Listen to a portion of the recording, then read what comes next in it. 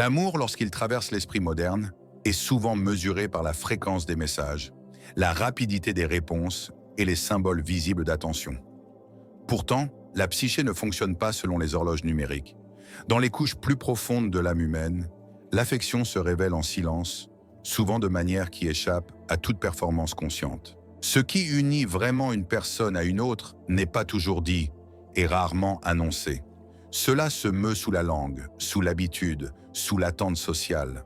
L'inconscient ne crie pas, il signale. Le premier signe silencieux est cette constance qui n'a besoin d'aucun public. Dans la psychologie analytique, ce que l'on fait de façon répétée sans récompense révèle le vrai centre de la vie intérieure. L'ego recherche la reconnaissance. L'inconscient cherche l'expression. Quand quelqu'un se manifeste de manière fiable dans les détails subtils, se souvient de ce qui compte, ajuste sa vie en petits motifs significatifs, cela n'est pas accidentel. C'est la psyché qui se réorganise autour d'une autre présence. Cette constance n'est pas nourrie par l'excitation, mais par l'intégration. L'amour à ce niveau n'est pas une vague émotionnelle, mais une décision tranquille inscrite dans le comportement. La personne peut ne pas formuler son affection, pourtant ses actes révèlent un alignement constant, comme si son monde intérieur avait déjà pris un engagement que l'esprit conscient n'a pas encore nommé. Le deuxième signe silencieux est l'attunement émotionnel. Ce n'est pas une empathie spectaculaire ni des rassurances verbales. C'est la perception instinctive de l'état intérieur de l'autre. Carl Jung parlait de l'individuation comme du processus de devenir entier, et l'on ne peut véritablement percevoir l'autre sans avoir commencé à se percevoir soi-même. Quand quelqu'un ajuste son ton, son rythme, sa présence en fonction des nuances émotionnelles subtiles, il répond depuis l'inconscient. Cela n'est pas un comportement appris, c'est une résonance. L'amour ici n'est pas question de contrôle ou de possession, mais de proximité psychologique. La personne se sent proche sans avoir besoin de contact permanent, car la connexion s'est déplacée du monde extérieur vers le monde intérieur. Le silence ne crée pas de distance quand le lien existe dans la psyché. Le troisième signe silencieux est la protection sans possession. On le comprend souvent mal. La protection, ici, ne signifie ni jalousie ni surveillance. C'est un instinct tranquille de sauvegarder le bien-être émotionnel, la dignité et la stabilité de l'autre.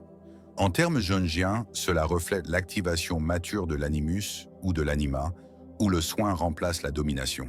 La personne encourage même la croissance, si celle-ci l'éloigne d'elle. C'est un amour qui n'est pas mû par la peur de la perte, mais par le respect de l'individuation de l'autre. Un tel amour n'exige pas de constante rassurance, car il ne naît pas de l'insécurité, il naît de la profondeur. Quand l'amour est inconscient, il est puissant. Quand il est conscient, il est souvent performatif. Le silence n'indique pas l'absence.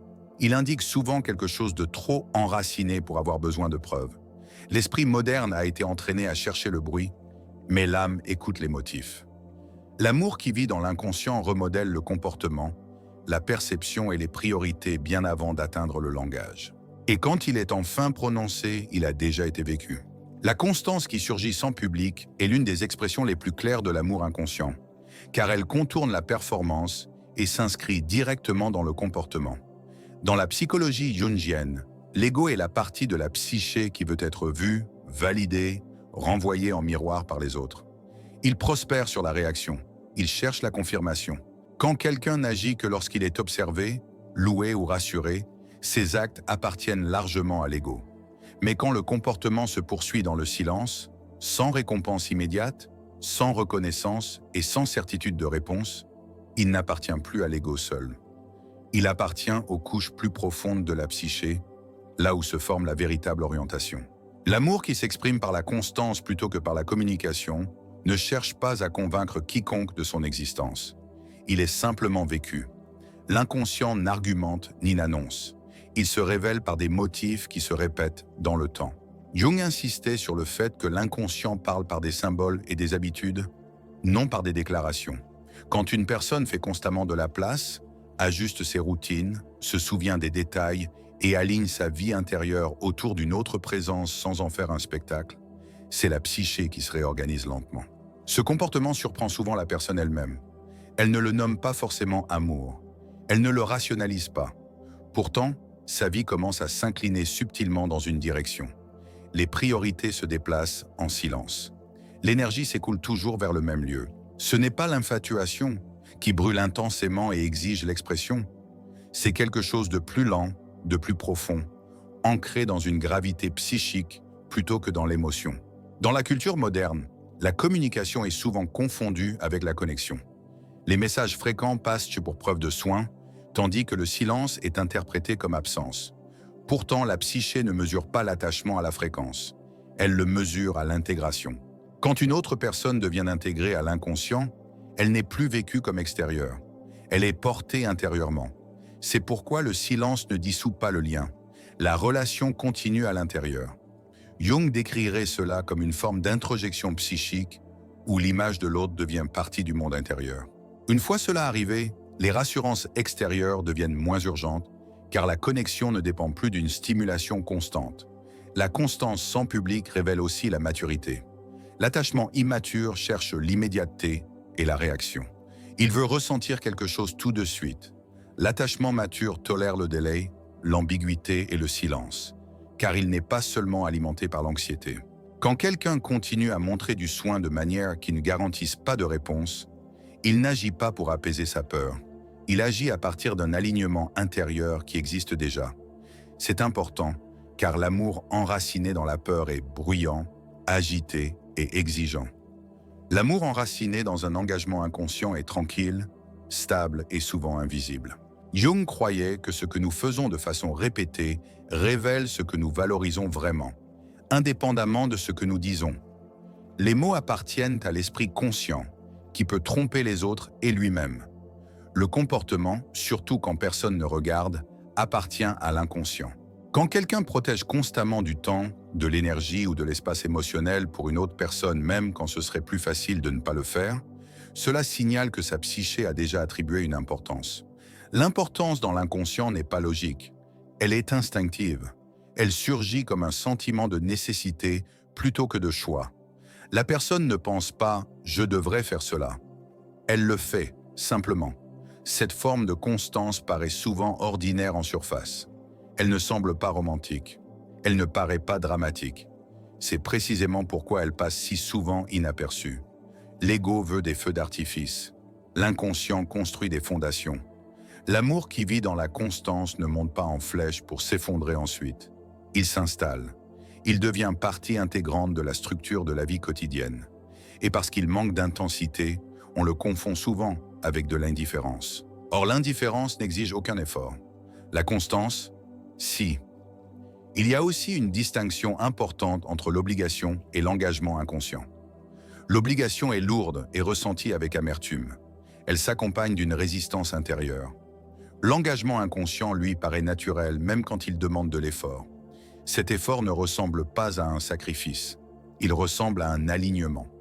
Quand quelqu'un réorganise sa vie en silence, non pour gagner de l'affection, mais parce que cela lui semble intérieurement juste, cela révèle que la relation a dépassé le stade du désir pour entrer dans celui du sens.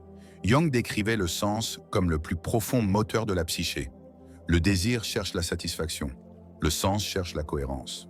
Quand l'amour devient signifiant, il n'a plus besoin d'être constamment exprimé. Il façonne simplement le comportement. La constance sans public indique aussi que la personne ne se rapporte pas à une image idéalisée, mais à une représentation interne réelle. L'infatuation dépend de la fantaisie et de la projection. Elle a besoin de stimulation pour survivre. Quand la stimulation s'estompe, l'infatuation s'effondre. Mais quand l'inconscient a formé une image stable de l'autre, la présence se maintient même dans l'absence. La psyché n'a pas besoin de rappel. Elle sait déjà. C'est pourquoi le silence n'affaiblit pas le lien. Dans certains cas, il le renforce, car la connexion n'est plus distraite par la performance. Jung avertissait que les plus grandes vérités de la psyché sont rarement évidentes. Elles se cachent dans la répétition. Elles se cachent dans ce qui persiste même quand l'attention s'évanouit. La constance n'est pas excitante, mais elle est révélatrice. Elle dit où l'énergie circule quand l'esprit conscient n'essaie pas d'impressionner. Elle dit ce qui compte quand personne ne compte. Et l'amour qui existe à ce niveau ne demande pas à être vu, car il n'essaie pas de se prouver. Il s'est déjà installé dans l'inconscient comme une orientation tranquille vers une autre âme, modelant les choix, les perceptions et les réponses émotionnelles bien avant que l'esprit conscient ne trouve les mots pour l'exprimer. L'attunement émotionnel est l'une des expressions d'amour les plus négligées, car elle ne s'annonce pas par le langage, les gestes ou les rassurances ouvertes. Elle opère en dessous de la conscience, surgissant comme une sensibilité instinctive à l'état intérieur de l'autre. Dans la psychologie jungienne, cette sensibilité ne s'apprend pas par des règles, mais se développe par la maturité intérieure. On ne peut véritablement s'accorder à l'autre sans avoir commencé à écouter son propre inconscient. Quand cette capacité existe, la psyché ne réagit plus aveuglément, mais répond intuitivement. L'attunement émotionnel n'est donc pas une compétence, mais un état psychologique, un signe que le monde intérieur est devenu réceptif plutôt que défensif. Jung croyait que beaucoup de relations humaines sont gouvernées par la projection. Nous voyons les autres non tels qu'ils sont, mais comme porteurs de nos figures intérieures non résolues. Quand la projection domine, la connexion devient bruyante et intrusive. On parle trop, on demande trop, on exige clarté, on exige preuve. L'attunement émotionnel n'apparaît que lorsque la projection commence à se dissoudre. À ce moment, la psyché cesse d'imposer pour commencer à percevoir. C'est pourquoi l'attunement est silencieux. Il n'interroge pas. Il sent. Il ne pousse pas à l'explication. Il attend. Le silence devient signifiant plutôt que menaçant. Quand l'attunement émotionnel est présent, il y a une conscience inconsciente du timing. Les mots sont offerts quand ils peuvent être reçus et retenus quand ils alourdiraient plutôt qu'ils ne soutiendraient. Cette retenue n'est pas de l'indifférence, c'est de la précision. Jung décrirait cela comme la psyché qui respecte l'autonomie du processus d'individuation de l'autre. Au lieu d'essayer de réguler les émotions extérieurement, la psyché accordée laisse l'espace pour le mouvement intérieur. C'est une forme profonde de soin, car elle reconnaît que la croissance ne peut être forcée sans dommage. Cet attunement s'exprime souvent par des ajustements subtils plutôt que par des déclarations. Un changement de ton, une pause au lieu d'une pression, une présence qui ne foule pas. Ce ne sont pas des actions calculées. Elles surgissent spontanément, car l'inconscient lit les signaux émotionnels que l'esprit conscient peut ne pas même remarquer. Jung soulignait que l'inconscient perçoit plus que ce que l'ego s'autorise à savoir. Quand l'attunement émotionnel existe, l'inconscient a déjà accepté la responsabilité du champ émotionnel entre deux personnes. Dans les relations motivées par l'insécurité, le silence déclenche l'anxiété. Il est interprété comme rejet, distance ou perte. Dans les relations émotionnellement accordées, le silence porte de l'information. Il signale un processus en cours, de la fatigue, de la réflexion ou un conflit intérieur. Au lieu de réagir impulsivement, la psyché accordée s'adapte. Cette adaptation ne vient pas de la peur de l'abandon, mais du respect des rythmes intérieurs. Jung voyait le rythme comme essentiel à la santé psychologique. La psyché s'expanse et se contracte, s'approche et se retire. L'attunement émotionnel honore ce rythme plutôt que de tenter de le contrôler. Cette forme d'amour n'exige pas d'affirmation constante, car elle ne doute pas de sa place intérieure. Quand l'autre a été intégré à l'inconscient, la réassurance devient moins urgente. Le lien ne dépend plus de signaux extérieurs, car il est devenu une orientation intérieure. Jung décrivait cela comme un passage de la dépendance à l'objet vers la présence symbolique. La personne est portée intérieurement comme une figure significative, plutôt qu'un objet qu'il faut constamment vérifier, surveiller ou rassurer. L'attunement émotionnel se révèle aussi par la protection de la vulnérabilité. Non celle qui exige loyauté ou possession, mais l'instinct tranquille d'éviter un dommage émotionnel inutile. Cela peut prendre la forme d'une retenue plutôt que d'une confrontation, ou d'une patience plutôt que d'une immédiateté. Jung croyait que la vraie force psychologique réside dans la containment, la capacité à tenir la tension sans la décharger de manière destructrice. Quand quelqu'un contient l'émotion plutôt que de la libérer impulsivement, il protège non seulement lui-même, mais aussi le champ émotionnel entre deux personnes. Un autre aspect important de l'attunement émotionnel est qu'il ne confond pas intensité et intimité. L'intensité est souvent portée par des complexes non résolus. Elle brûle chaud et vite, cherchant la résolution par la fusion ou le conflit. L'attunement émotionnel est plus lent et plus stable. Il n'écrase pas, il régule, il permet la proximité sans effacer les frontières. Jung avertissait que les relations dominées par l'intensité masquent souvent la peur de l'individuation. L'attunement émotionnel, au contraire, soutient l'individuation en permettant à chaque psyché de rester entière tout en étant connectée. Quand l'attunement émotionnel est absent, Les malentendus se multiplient, les mots sont mal lus, le silence est rempli d'assomptions, les réactions s'escaladent inutilement. Quand l'attunement est présent, même les malentendus s'adoucissent. Il y a une patience intuitive qui fait confiance aux liens sous-jacents. Cette confiance n'est pas un optimisme naïf. Elle est enracinée dans une confirmation intérieure répétée. La psyché a appris par l'expérience que la connexion ne se dissout pas dans les moments de silence. Cet apprentissage se fait inconsciemment par la mémoire émotionnelle plutôt que par l'analyse rationnelle. Jung parlait de l'anima et de l'animus comme de figures intérieures qui médiatisent la relation à la psyché opposée. Quand ces figures mûrissent, la relation devient moins défensive et plus réceptive. L'attunement émotionnel est un signe de cette maturation. L'homme intérieur ne cherche plus le contrôle par l'action seule, et la femme intérieure ne cherche plus la validation par une expression constante. Au lieu de cela, les deux fonctions coopèrent pour créer une présence psychologique. Cette présence est sentie plutôt qu'annoncée. L'un des aspects les plus mal compris de l'attunement émotionnel est qu'il peut ressembler à de la distance aux yeux inexpérimentés. Parce qu'il ne poursuit pas et n'exige pas, il est souvent interprété comme un manque d'intérêt. Mais Jung avertissait de ne pas juger l'inconscient par le seul comportement de surface. Ce qui compte, ce n'est pas l'ampleur de l'expression émotionnelle, mais la profondeur avec laquelle elle est tenue. L'attunement émotionnel tient l'émotion avec soin, comme quelque chose de fragile et précieux. Il ne l'expose pas inutilement.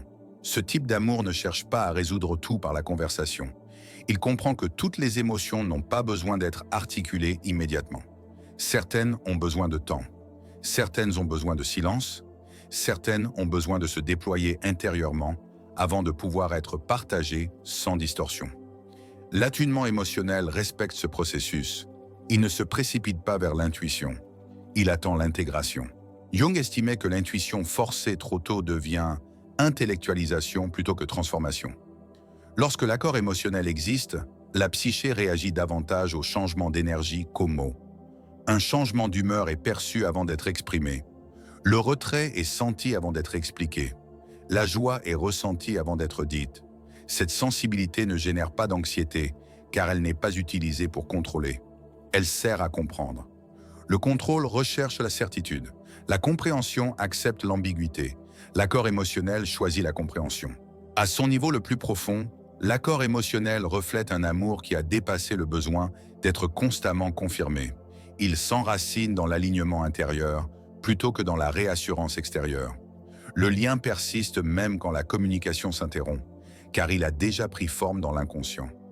La psyché continue de se relier intérieurement, s'ajustant, répondant et prenant soin dans le silence, portant la connexion émotionnelle comme une présence vivante plutôt qu'un fil fragile qu'il faudrait tirer sans cesse pour le maintenir.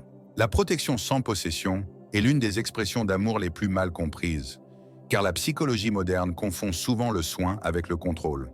En termes jungiens, la possession relève de l'ego, tandis que la protection appartient à l'inconscient quand celui-ci a mûri au-delà de la peur.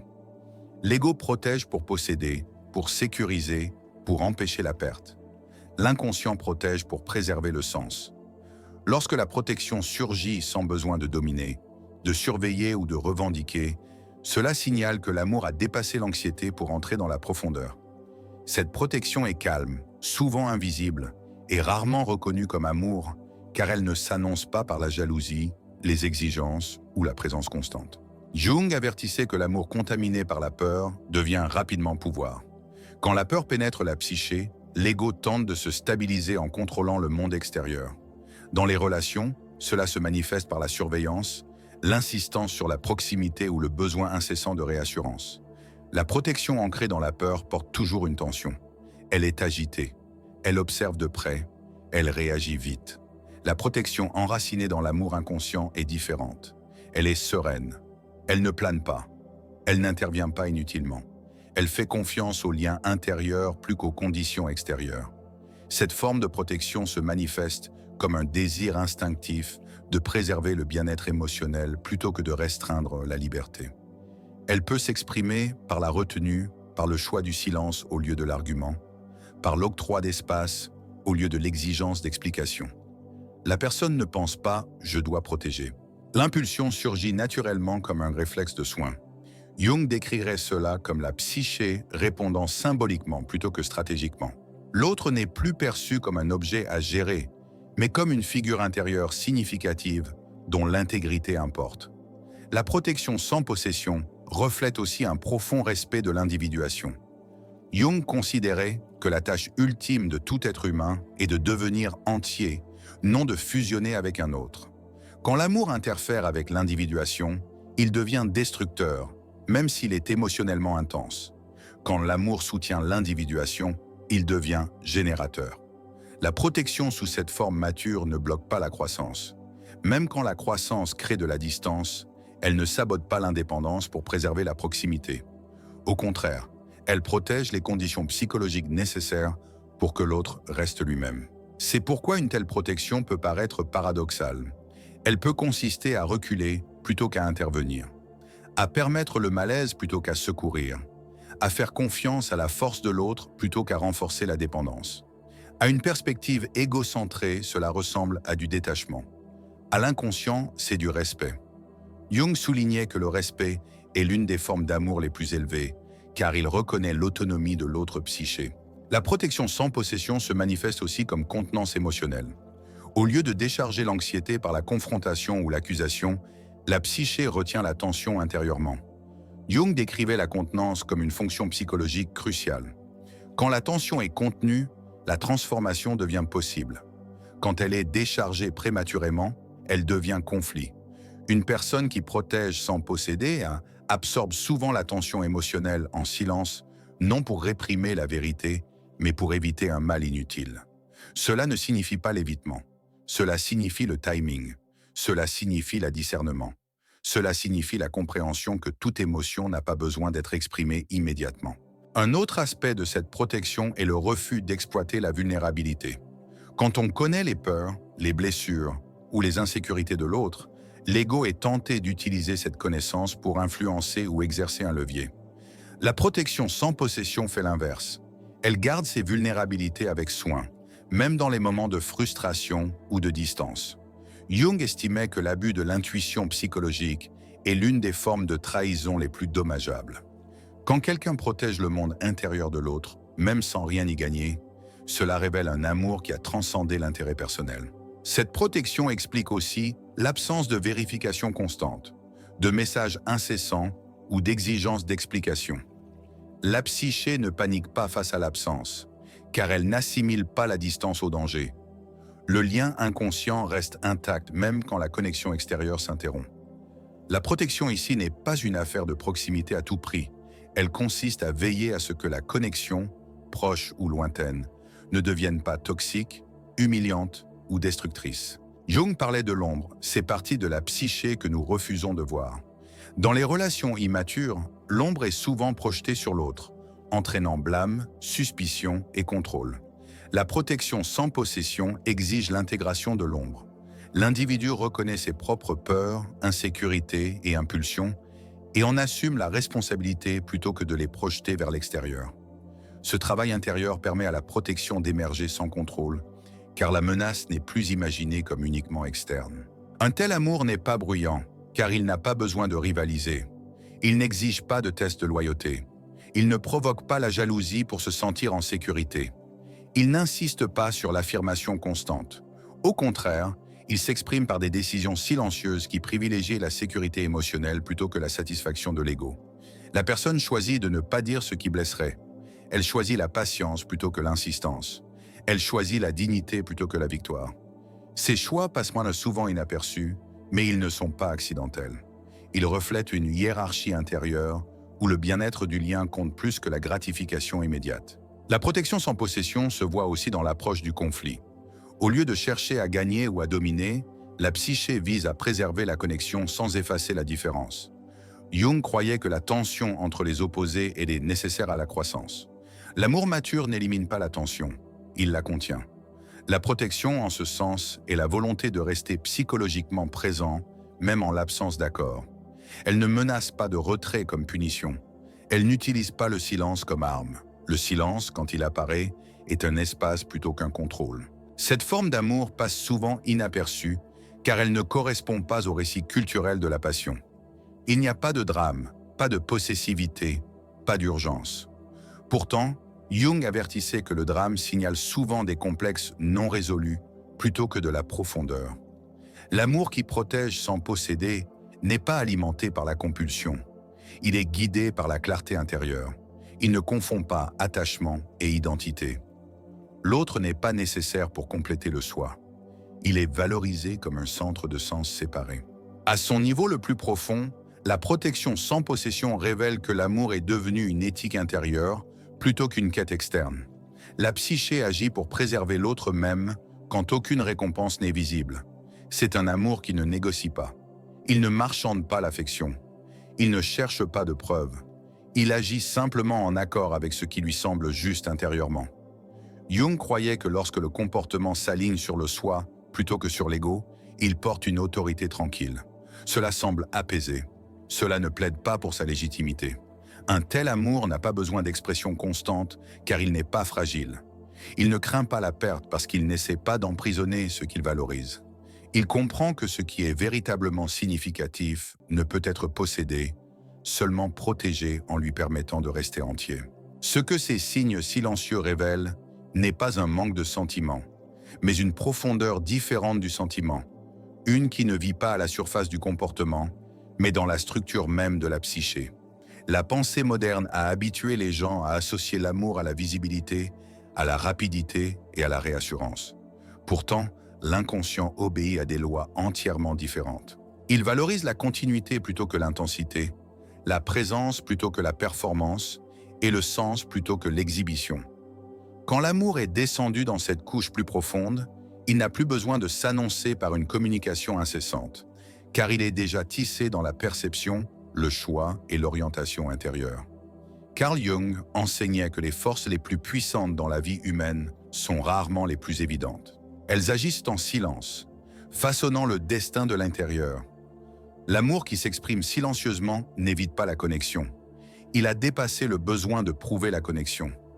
Il se manifeste par une constance qui ne cherche pas les applaudissements, par un accord émotionnel qui écoute plus qu'il ne parle, et par une protection qui préserve la liberté plutôt que de la restreindre. Ce ne sont pas des stratégies, ce sont des symptômes d'une transformation intérieure où l'autre est devenu psychologiquement réel et non simplement désiré émotionnellement. Un tel amour peut être déstabilisant parce qu'il prive l'ego des signaux familiers. Il y a moins de mots à analyser, moins d'actes à compter, moins de réassurances auxquelles se raccrocher. Cette absence peut susciter le doute, surtout dans une culture conditionnée à attendre une stimulation constante. Mais Jung nous rappellerait que l'anxiété naît souvent non du danger, mais d'une profondeur inhabituelle. Quand l'amour se tourne vers l'intérieur, il demande à être ressenti plutôt que surveillé. Il invite à la confiance non seulement dans le comportement, mais dans le motif, le ton et la cohérence psychologique au fil du temps. Il est aussi important de comprendre que l'amour silencieux n'est pas un amour passif. Il est actif à un niveau que la plupart des gens n'apprennent jamais à observer. Il agit par la retenue, le timing et la responsabilité intérieure. Il absorbe la tension au lieu de la décharger imprudemment. Il protège la vulnérabilité sans en faire étalage. Il permet la distance sans l'interpréter comme un abandon. Ses capacités exigent de la maturité, l'intégration de l'ombre et une volonté de tolérer l'incertitude, que Jung considérait comme des signes de croissance psychologique. En définitive, l'amour silencieux reflète un passage de l'attachement égocentré à la relation guidée par le soi.